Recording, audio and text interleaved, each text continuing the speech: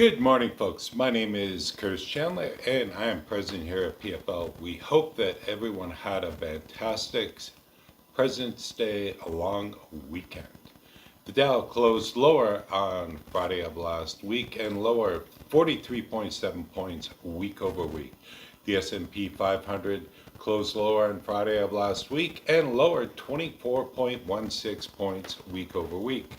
The Nasdaq closed lower on Friday and lowered 215.01 points week over week. In overnight trading, Dow futures are expected to open up lower, down 82 points this morning.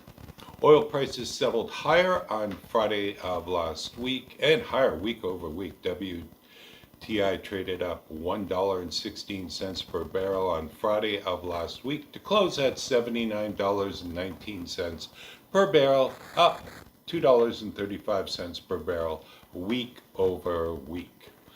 U.S. commercial crude inventories increased by 12 million barrels a week over week. U.S. crude inventories are 2% below the 5-year average for this time of year.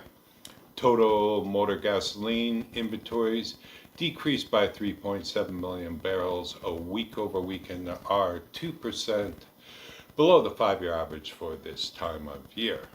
Distillate fuel inventories decreased by 1.9 million barrels a week over week and are 7% below the 5-year average for this time of year. Propane and propylene inventories decreased by 3.7 million barrels week over week and are 1% above the 5-year average for this time of year.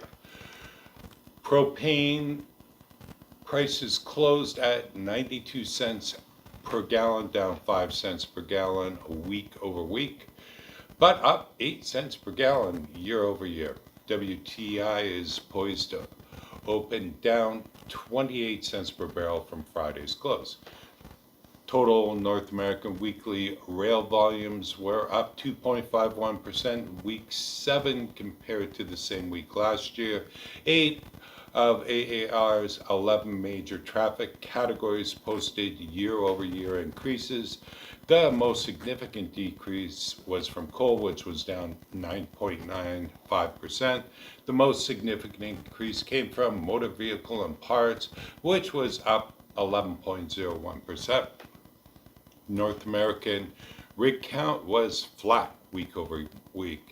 U.S. rig count was down by 2 rigs a week over week and down by 139 rigs year over year.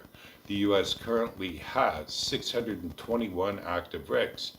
Canada's rig count was up by 2 rigs week over week and down by 14 rigs year over year. Canada's overall rig count is 234 active rigs. Overall, year over year, we are down 153 rigs collectively.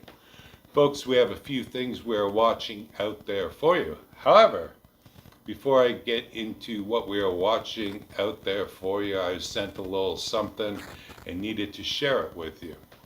Folks, imagine this. Imagine we lived in a world where all the cars we drove were EVs, and then comes along a new invention, the internal combustion engine. Think about how well they would sell. A vehicle half the weight, half the price, that will almost quarter the damage done on the roads. A vehicle that can be refueled 1/10 of the time and the range is 4 times the distance in all weather conditions.